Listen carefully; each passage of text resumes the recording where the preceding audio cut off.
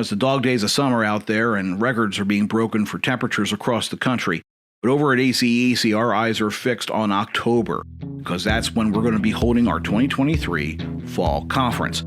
That's right, and registration is open now for the event taking place from October 15th through the 18th in beautiful Austin, Texas. Now go over to our website, www.acec.org/FC, to get all the information you need to register for this event. Now seize your opportunity to be part of the largest event in the engineering design service industry, focused on the business of engineering, where professionals attend educational sessions, major networking events, forums, roundtables, and more. Early bird again ends on September 14th. Make sure you lock in the best rate possible. Go to www.acec.org/FC for all the information you need. Again, the 2023 ACEC Fall Conference, Austin, Texas, October 15th through 18th. We'll see you there.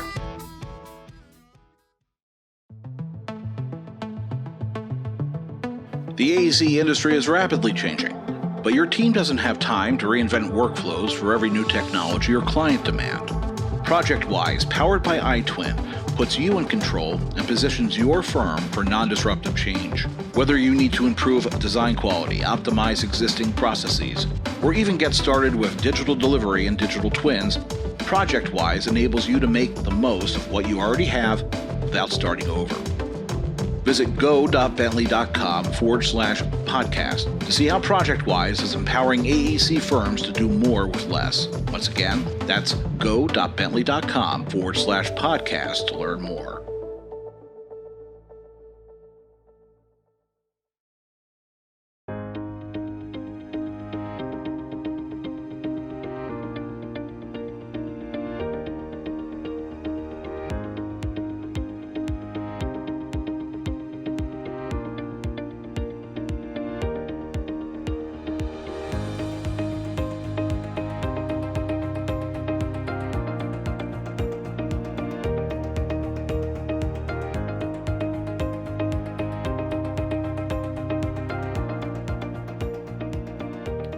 Welcome to Engineering Influence Podcast from the American Council of Engineering Companies. And today we're going to be looking at something which is really endemic, not to engineering, but to almost every specialty field out there, especially coming out of the pandemic. And that is the gap, the skills gap, that we're seeing a lot of students graduating from college experiencing. And there was a story not too long ago at the beginning of August in the Wall Street Journal, which was pretty alarming, which kind of focused in on these technical degrees being bestowed upon these students, especially the ones who actually suffered through remote learning during the pandemic, and realizing that a lot of these students didn't have the hands-on applied skills that they would otherwise have in lab courses, or sometimes university programs don't even really teach these hands-on skills that they need. And they had a stat which was a little bit alarming.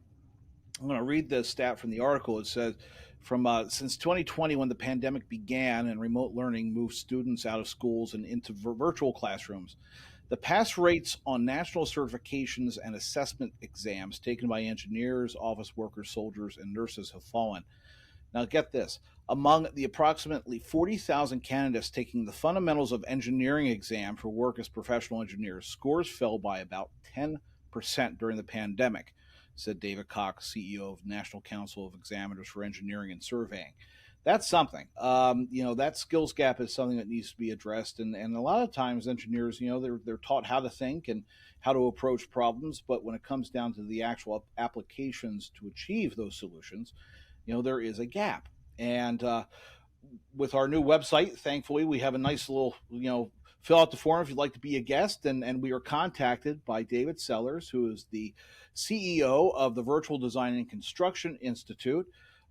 He's a fellow Penn State alum. He's an architect by education and licensing.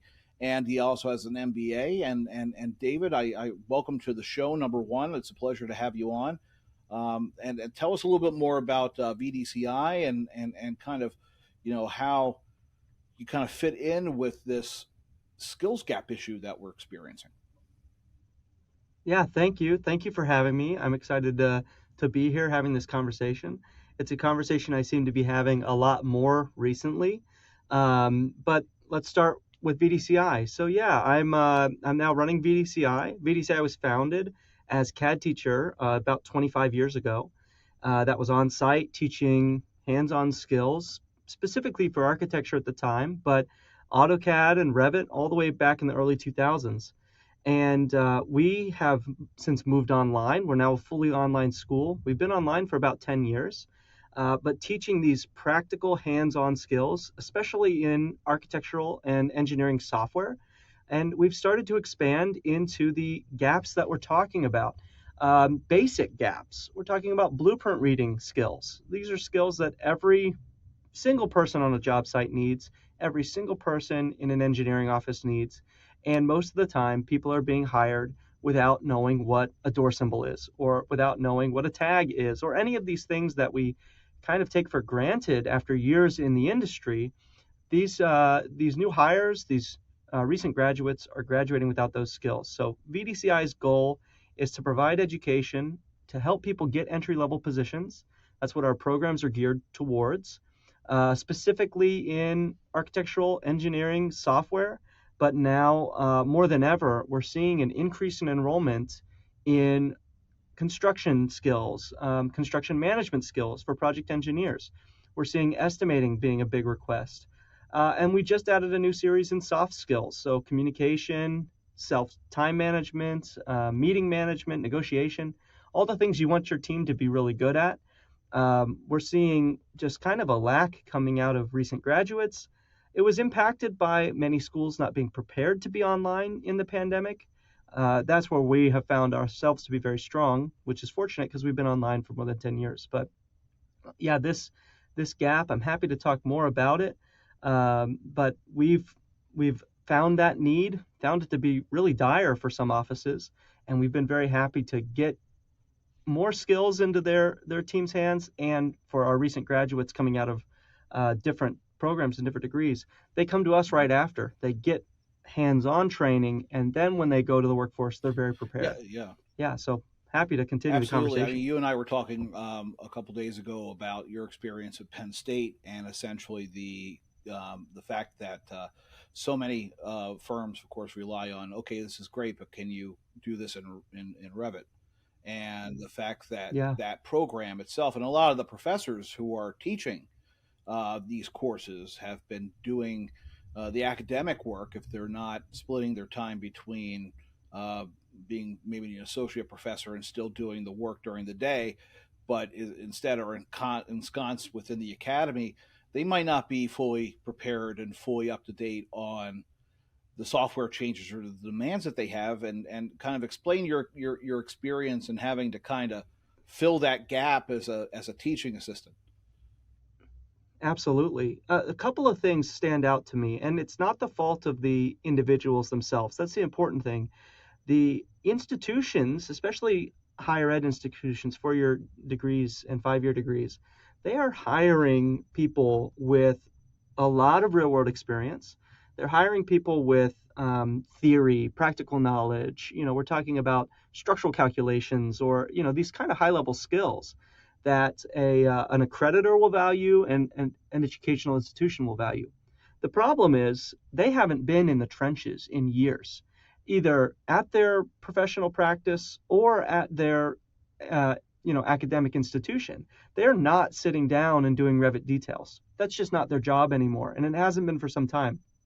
So they're teaching these young people to go get a job, and the amount of anecdotes that I received were invaluable. They were great. But when I went to get a job, I was asked to do something that I never learned how to do, and they just couldn't teach me. So at Penn State, they developed a system where they asked the students to teach themselves. That was it wasn't a last ditch effort, but that was the best resource they had. Students going to the job sites, doing a summer internship, coming back to school, they were more prepared to teach entry level skills than the professors were. And that's the problem. It's the value of the academic institutions. We have to continue to pass on this institutional knowledge at a high level. But where is the part of the program that's supporting these young people getting that entry level job, making sure they feel comfortable being a value add to the company. And on the other side of the coin, these hiring managers, and often these firms aren't big enough to have an internal training program. Often they don't have someone to delegate training to. So they're taking away billable time to sit down with a new hire and give them basic Revit training. And that takes away from their schedule, from their billable time, and it might not be what they want to do or even what they're that good at. You're asking every BIM manager not only to be good at Revit, but also to be good at teaching. So these sorts of challenges that firms are experiencing I'm seeing it all over the place. And so that's where we're able to come in and say, we're excited you got technical, or not technical, but high level theoretical skills or mathematical skills or all of these skills you need, but we can come in and support a company or support an individual, get those skills that on day one will make them feel like a value add to the company and not disrupt the company's workflow, right? That's the big part for when we're partnering with these commercial offices. Yeah, Yeah, especially I especially. mean, especially for smaller firms, right? And the larger firms, they probably do have some kind of training program, or they have the resources and budget to be able to say, for every new employee, you can have X amount of hours where you're taking this technical training.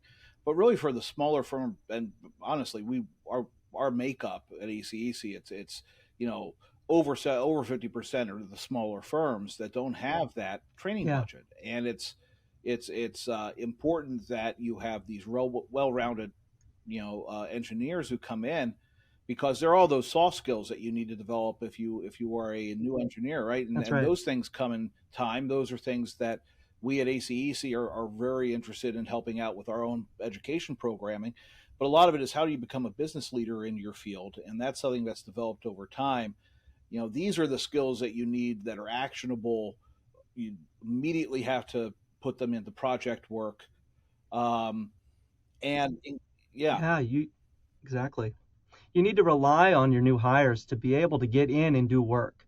And often that means we accelerate the training process. We'll make a hire and we'll give them a 2 day or 3 day training in AutoCAD or Revit or whatever they need to get to work. And that might get them to work and that might make it seem like a productive first 6 months on the job. The problem is after that 6 months, a lot of that training is in one ear and out the other. And more importantly, if you don't give them that training because you don't feel like you have a budget or you don't feel like you have time, they need to get to work, they need to get to work. The problem is you're seeing diminishing returns or a slower growth of that individual over the next 2 years. They really have to learn it all on their own, and the pressure of doing it all on billable time, producing 100% of the time, bringing value 100% of the time, it's a big strain on new team members. And yeah, something we've seen is when a company is able to put, let's say, a couple $1,000s into a new hire, even if they didn't have the skills originally, that's paid back really quickly. And then it pays back over and over and over in the first few years because they are more productive because they know the software better, or they are more productive because they have better communication skills. And so putting that time up front and investing in a new employee or investing in your team, even existing employees, those sorts of dividends are hard to see on paper immediately, but it does pay for itself. These days, there's this old mindset: you put training into an employee's path and you make them a better employee, they'll leave for a better job. Well, nowadays I see employees leaving because they aren't receiving any benefits. They want to be seen as a valued team member. They want to see that in the way that they are being encouraged by the company to get better. And I think retention is being driven these days by when a company is investing in an employee. And that's during the onboarding phase, that's during their 10th year at the company. It's important to make sure that that team member knows that they're being invested in. Yeah, and absolutely. even beyond that, I mean, you're a Adobe visual design specialist yourself. I mean, I've my area is Adobe Cloud. I know that if they decide to make a version change, or they decided to start implementing Yeah, changes across platforms, that I'll find myself in Illustrator trying to do things, and then I spend all my time in Illustrator. I go back over to Photoshop, and I'm trying to force it to do what Illustrator does, because it's that these slight small changes have big impacts on workflow. You need to stay up on product versions and the introduction of that's different right. things. So, that education along someone's career path is important, so they stay up to snuff when they have to use these programs. It's super important. Well, your example is great because I've seen that happen as well. The one I see all the time, my wife is in construction as well. She at her job uses Hmm. Bluebeam for everything. I mean Yeah. everything. That's an AutoCAD fix, that's a Revit fix, that's a Photoshop fix. It doesn't matter. It's Bluebeam. Bluebeam is the king there, and you see these types of workflows where it would be 10 times as fast to do it in the right software with the right workflow using industry standards, but something is being brute forced Hmm. because it works, and it seems like it's working, and you feel good because something's getting done. But taking that, step back and saying, what's the best workflow here, really? And is it that hard to learn or is it that hard to implement? The answer is often it's not that hard, especially with a good training partner. And so, yeah, I love your example. I just you made me think right away. Making a whole wall move in Bluebeam, and dragging Hmm. these lines and painting it with different lines and things. It's like just open Yeah. the CAD file, just 2 minutes and print a new PDF. But that's not how it works for Hmm. many offices, for many Yeah. individuals. So it's a great example. Yeah, absolutely. There's been a push, and it's something that we hear a lot more about, and it's across the software providers, and then it's also amongst the firms, and this move towards digital delivery for projects. Things are becoming digitized. You've got BIM, you've got different standards for digitizing assets in a project, and ISO standards, and it's becoming a much more technical, software driven industry. That I can only imagine is going to widen the skills gap at the university level for those students who don't have the hands on, application ability, to use actual, the applications throughout their curricula. Where do you see that going Yeah, in your experience? yeah. Well, it's Hmm. multi-layered. First and foremost, we're going to still see great educators in Hmm. degree programs. And like I said earlier, they're going to keep bringing relevant industry experience, relevant high level skills. The things that we can do in Hmm. building and in designing are amazing. The problem is going to be the disconnect between what an educational institution thinks is important and what a hiring manager thinks is important. The burden is going to be, well, I'll just say this first. I think a lot of educational institutions are going to be struggling in the Yeah. next decade, because of the young people recognizing that that is a disconnect. They're going to recognize that up Yeah. front. But even then, the hiring managers at small, mid-sized firms are going to be put in such a difficult position to say, okay, I used to just look for a four-year degree on a resume, give them a job, and I know they Yeah. can get it done. And that's the position I was in recent years. And I did that with multiple people. And it just doesn't work the same way it used to. You aren't guaranteed that they have the same Hmm. skills. You aren't guaranteed that they had a solid education, especially when I was hiring COVID graduates. Um, the engagement is Yeah. completely different. So I see a huge burden being put on companies to filter those Hmm. resumes and to find a right fit. And so my encouragement is, the good news is I think in the future we're going to be seeing a lot more hiring managers recognizing that this is a big challenge, and instead of trying to find the perfect graduate, trying to find a Yeah. good culture fit. I really see it. Find someone who fits your company, find someone who wants to work hard, and investing in that individual and making sure that they Hmm. feel valued. I really think that right now, a lot of young people, recent graduates, and the people who will be graduates soon, are just unsure that there's any sort of they're not seen, right? And as a person in the industry, when I'm able to make one of my employees feel seen, when I'm able to say to them, I want you to do this because I want you to be better, that sort of encouragement I can see Yeah. resonating with them. And so it's kind of a downer when we look at the Hmm. education space, especially 4-year degrees. But there's a really wonderful opportunity to grow even stronger connections Hmm. with new hires, to grow even better employees than just relying on an educational institution to create 4-year graduates and then we leave it Yeah. there. I think finding these appropriate educational partners is really going to be a strong suit for companies moving That's an forward. interesting point. I think that the corporate culture is from the CEOs that we talk to talking about how they kind of position their firms for organic growth, and when they look at people and selecting people. And right now, I mean, one of our advocacy team made the joke pretty much when people were saying, people come up to me and say, "Oh, my son or my son's friend has a question because she's going into engineering school and was wondering, are you going to be able to Yeah, find a job?" And we're like, these days, if you want a job in engineering, you're going to get a job in engineering because there's so much of a backlog and we need more people.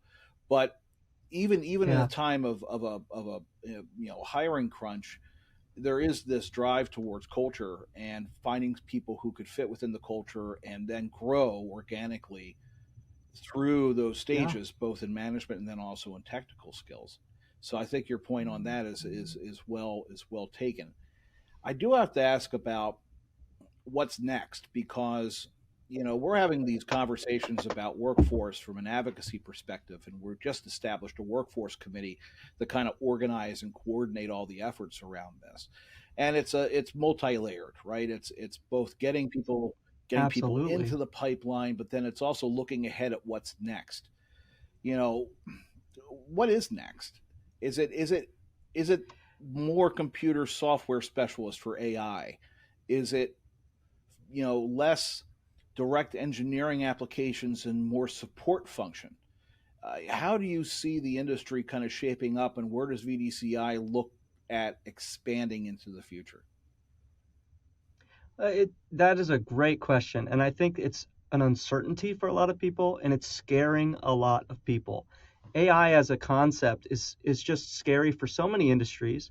The the framers on a job site aren't scared, but the people designing those floor plans sure are. And here's where I see the we can't lose track of the people in this industry. I'm in the architecture industry, different engineering disciplines, and in the construction industry. We can't lose sight of those people providing the educational knowledge that a computer will never be able to give us. AI right now is trying to find a bunch of random stuff on the internet and give you the right answer. 2 plus 2 equals 4. Great, you figured it out. But when we talk about codes, CAD standards, construction means and methods. These things are not easily solvable by a computer. And the best way to pass that knowledge on, it's going to be people. The last big tech advancement was email, right, for the construction industry, and everything was phone call, handshakes. Well, now we have email, so people can ignore me, people can answer me right away. Isn't that great? We can all work on slightly different schedules. We're seeing the same type of thing now with BIM models. Teams have a BIM modeler overseas. That's great. We have an opportunity to overlap.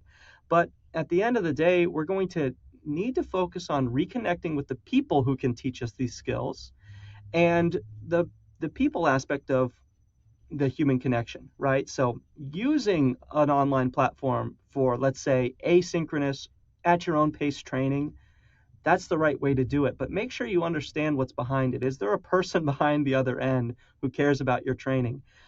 We see these great uh, systems already being in place, right? AGC has these live webinars they're giving to their members for free. That sort of person-to-person training is wonderful. I'm going to suggest we're going to see more asynchronous, meaning at your own pace, in the future instead of the live Zooms we're used to in the past 5 years. But yeah, when we get into the conversation about AI and when we get into the conversation about jobs being in jeopardy and that sort of thing, that's going to happen in every industry at some level. You know, uh, two-story bedroom, 2-bedroom houses might be generated by AI in the future. But we know in this industry, every project is different. Every project has a human element. I don't think we should be worried about that. But what we can't lose sight of is passing those skills on to the next generation.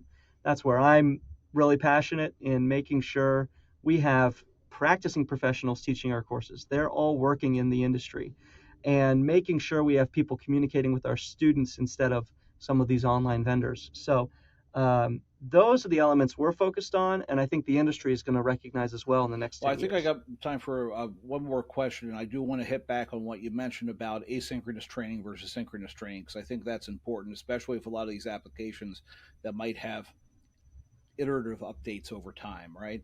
Um, so you're seeing that the value is probably going to be more asynchronous training, where it's kind of a la carte. You take on the training as you need it, instead of having these, modules that kind of build upon themselves. Can you go a little bit more into that? Yeah, I mean, we get into the weeds really quickly, so I'll give a quick understanding of it as we're seeing it as an institution who's done live training inside on person, in person, and then we go live online, and then we make courses online. We've made these asynchronous, take it at your own pace courses for over 10 years now. The wonderful part about it that people don't think about is when you have a Zoom training, 5 people are going to be sitting on their hands waiting for the rest of the class to catch up. 3 people are going to be totally lost, and then the middle of the class is just going along with the pace. Those 5 people at the top and the 3 people at the bottom are not getting the right type of training uh, that they need. They're too fast, they're too slow, they're not understanding it, they need more practice. Asynchronous training removes that element from the conversation. You can go as fast as you need to, as slow as you need to, and the great part is you can do it from anywhere, anytime. You don't have to log in at 6 p.m. for a Zoom call. You can do it on your lunch break. You can do it before your morning emails. You have an opportunity to do it when your brain is most ready to learn, and when it fits with your you know, billable projects. Mixing it in with billable projects is really, really important, not only for retention, but also for immediate skills application. So I think that's going to be the future because it's giving that flexibility. The only pitfall is, and certain companies are chasing that asynchronous nature, is they post a video and they set it and forget it. That's not good enough. You need to be updating your content, but most importantly, you need that professional on the other end of a phone call or on a chat line to say, I don't get this thing. What's going on there? So you need to have the best of both worlds, which is what we're working on developing. But asynchronous at your own pace, on your own schedule, is going to be the future because it helps hiring managers set a schedule, or it helps continuing development be at your own pace. Like I said, nights, weekends, or during billable time, it's going to be very flexible. Well, David, tell us, our listeners and viewers, where to find VDCI, and who to reach out to, and for more information. Sure. Well, you can find me on LinkedIn, David Sellers, but you can find us at vdci.edu. We're nationally accredited, so we have the .edu. We have a chat on our website. We have some forums, some emails, but reach out to me anytime if you have any questions. I'd love to start a conversation.